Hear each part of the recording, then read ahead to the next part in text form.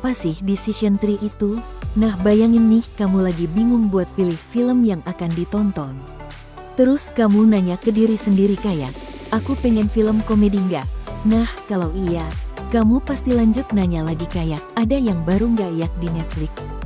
Nah, ini tuh proses mirip banget sama decision tree. Oke, decision tree adalah algoritma yang membagi data jadi pertanyaan ya, tidak kayak pohon. Di mana ada 3 bagian penting seperti root node yaitu pertanyaan awal, brain yaitu jawabannya, dan leaf node yaitu hasil akhirnya. Di sini ada 2 footage visualisasi dari dataset, pair plot dan visualisasi pohon keputusan, decision tree. Di mana pair plot menunjukkan hubungan antar fitur, warna beda untuk tiap kelas.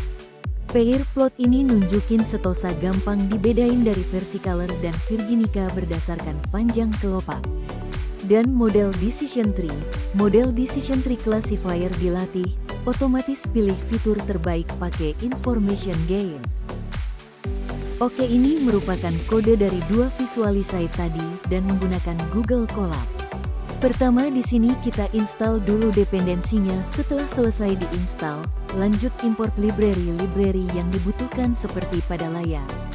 Lalu masukkan kode dataset iris, kode tampilan dataset, kode visualisasi dataset, pair plot, kode persiapan data, bagi data jadi latih dan uji, 70% latih, 30% uji, kode latih decision tree, kode prediksi dan akurasi, dan kode visualisasi pohon keputusan, decision tree, kemudian run dengan klik enter plus shift.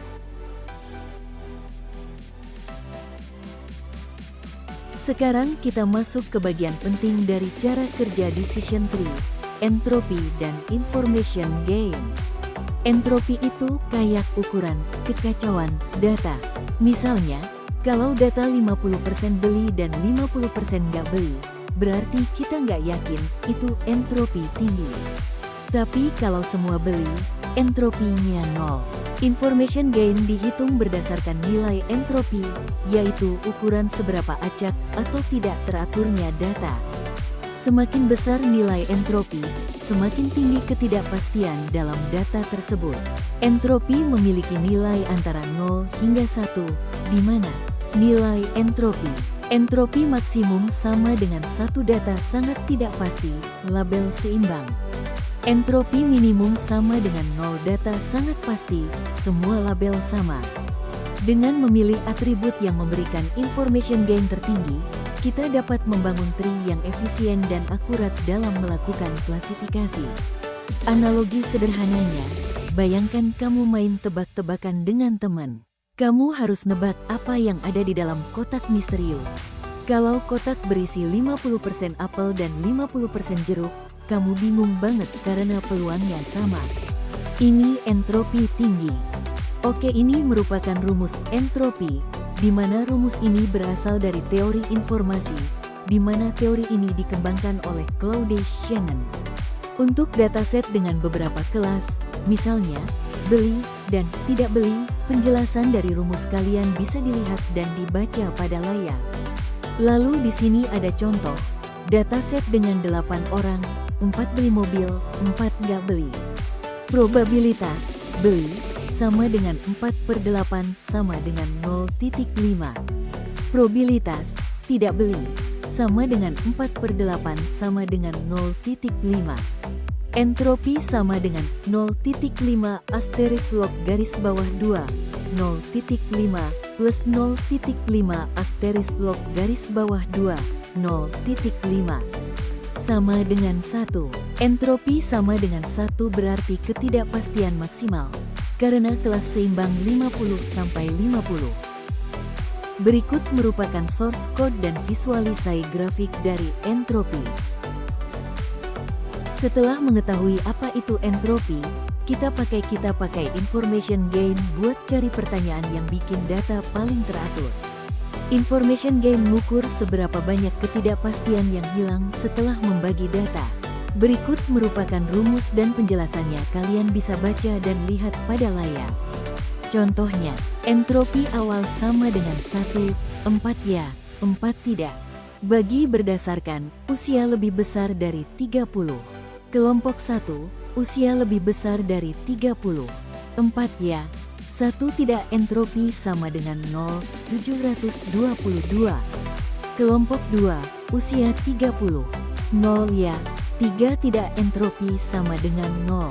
Entropi rata-rata sama dengan 5/8 asterisk 0, 722 plus 3/8 asterisk 0 sama dengan 0, 451. Information gain sama dengan 1 sampai 0,451 sama dengan 0, 549. Berikut merupakan kodenya, di mana kita import library, memasukkan kode dataset pembelian mobil, kode visualisasi dataset, scatter plot, kode fungsi entropi, kode fungsi information gain dan kode yang ada di Google Colab.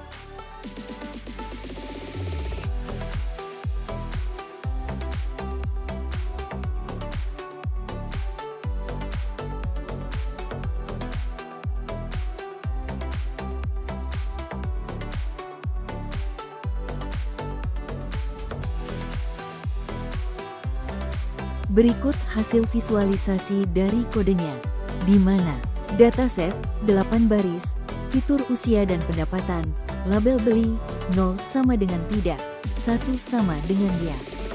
Visualisasi, scatter plot, scatter garis bawah plot garis bawah mobil.png, dibuat dengan seabon, nunjukin usia vs pendapatan, warna merah, tidak, dan hijau, ya.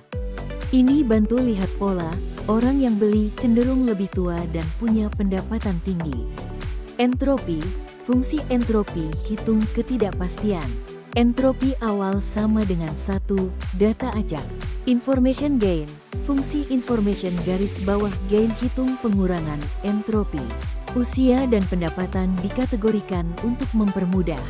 Usia lebih besar dari 30 punya information gain lebih tinggi. Grafik entropi, kurva, entropi garis bawah curve.png, nunjukin hubungan probabilitas dan entropi. Tapi, gimana kalau decision tree-nya terlalu overfitting alias terlalu hafal data latih? Solusinya, random forest. Apa itu random forest? Random forest merupakan kumpulan banyak decision tree. Mereka voting buat hasil akhir. Decision tree kadang gak stabil.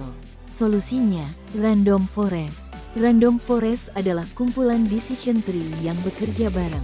Bayangkan kalian tanya pendapat ke 100 teman buat milih film. Satu teman bisa salah, tapi mayoritas biasanya benar. Random forest melakukan hal yang sama, bikin banyak pohon, lalu voting. Cara kerja, ambil sebagian data acak, bagging. Pilih fitur acak buat setiap pohon. Buat banyak pohon, misalnya 10 atau 100. Voting buat klasifikasi, rata-rata buat regresi. Berikut merupakan ilustrasi dari random forest untuk 5 pohon voting. Kelebihan, akurat, tahan overfitting.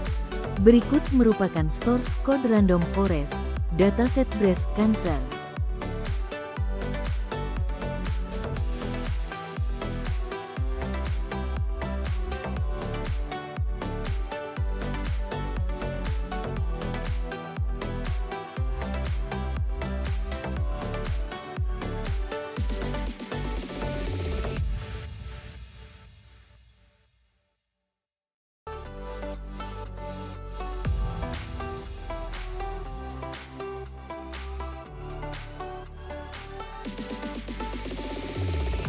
Penjelasan kode random forest.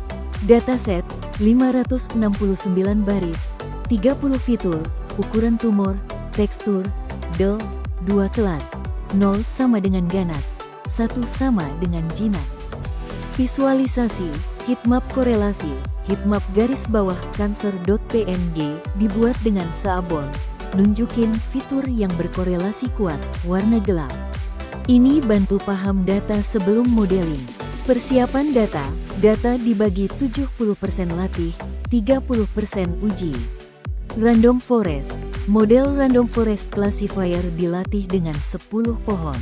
Tiap pohon pakai data dan fitur acak. Prediksi dan akurasi, akurasi dihitung, biasanya lebih besar dari 95%. Output, heatmap korelasi, akurasi. Pohon individu tidak divisualisasikan karena banyak pohon. Catatan, random garis bawah step sama dengan 42 untuk hasil konsisten. Kesimpulan, entropi dan information gain bantu pilih pertanyaan terbaik, seperti di scatterplot dataset mobil. Decision tree cocok untuk kasus sederhana seperti iris, dengan pair plot yang nunjukin pola data. Random forest unggul untuk data kompleks seperti breast cancer, dengan heatmap yang bantu lihat korelasi fitur.